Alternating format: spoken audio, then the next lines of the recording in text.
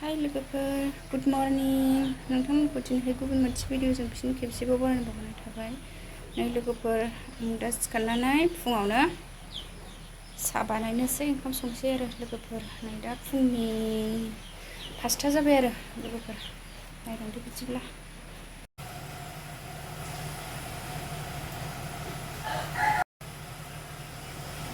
साहा फुदुंगासिनो आंहा लोगोफोर फुंनि मोनसे लाल साहा माखासे गाइखेर लोङो नालाय नै लाल साहा गाइखेर साहा बानायगासिनो आंहा लोगोफोर गैया एसे खोमसि जाबाय न' सिङाव आं सलारखौबो होआखै नालाय अखा हादों फुङाव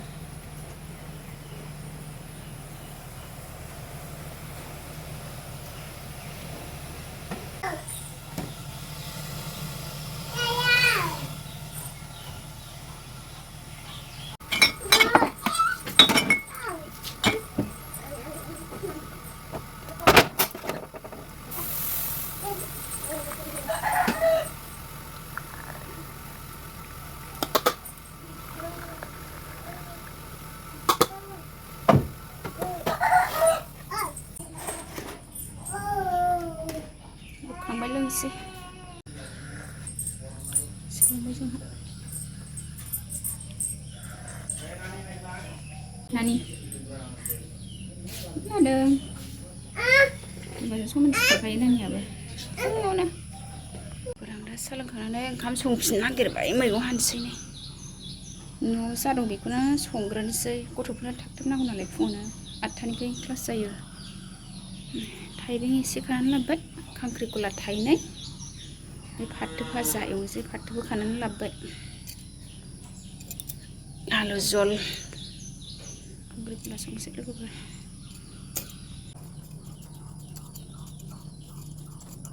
थाइबेंआबो राखोजोब्बाय मैया सानसे थाइबेंआ न'आव जाखिनि दं बेखौनो संग्रोनोसै लोगोफोर गथ'फोर जानायनि थाखाय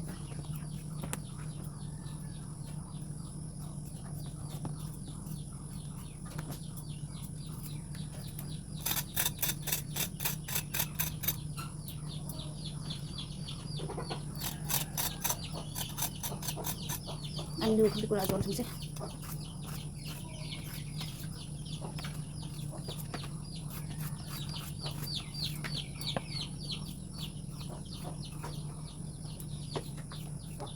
माने बोथोरा खोमसि दा लोगोफोर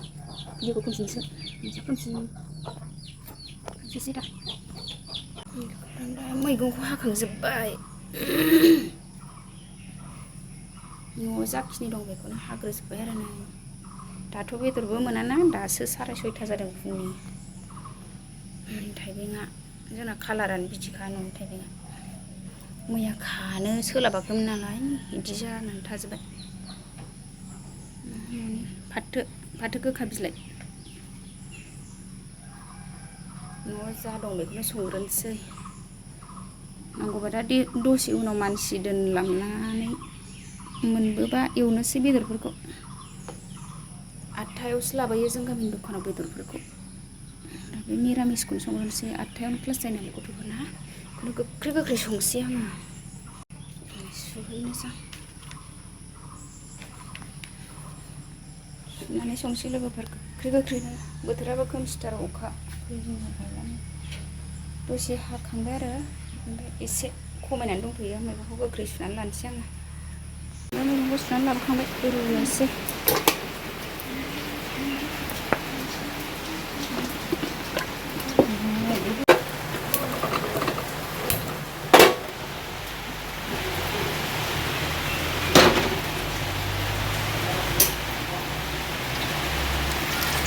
आलुखौ रुग्रोनोसै आं दा थाव सेरफिनसै सबिनबाथाय एसे दोनसै गथ'फोरनो मा खाव गाइखेरखौ सबिन बाथोन एवगासिनो आलु रुनायबो जाथ'वाखै थ' साथा अखादों नै बाहेरायाव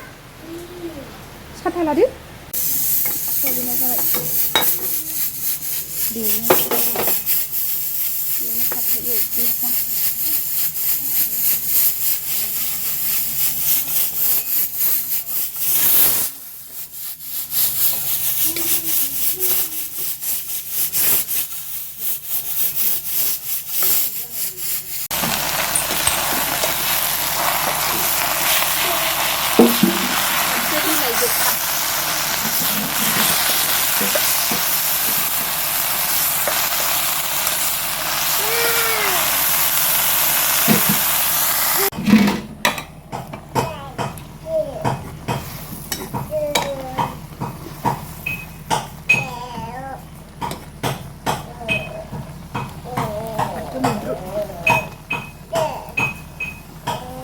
लोगोफोर आं दा नाफामखौ एसे एवनोसै आरो नाफाम बाथोन बेदर गैया नालाय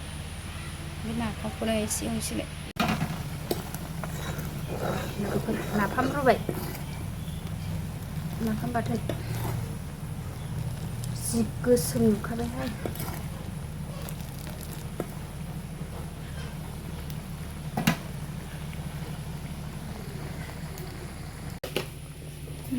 आलु जला मोनबाय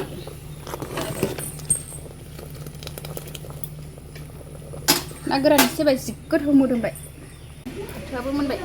गासिबो मोनजोब्बाय आरो ओंखाम संसै आं गथ'फोरनो स्कुलाव थांनाय टाइम जाबाय नै दा 7:20 जाबाय 8टायावनो क्लास जायो नालाय दा ओंखामखौ खुरग्रोबाय गथ'फोरनो बाबाया फाथो गोखाखौ जाया सयाबिन आलुखौल' होबाय आं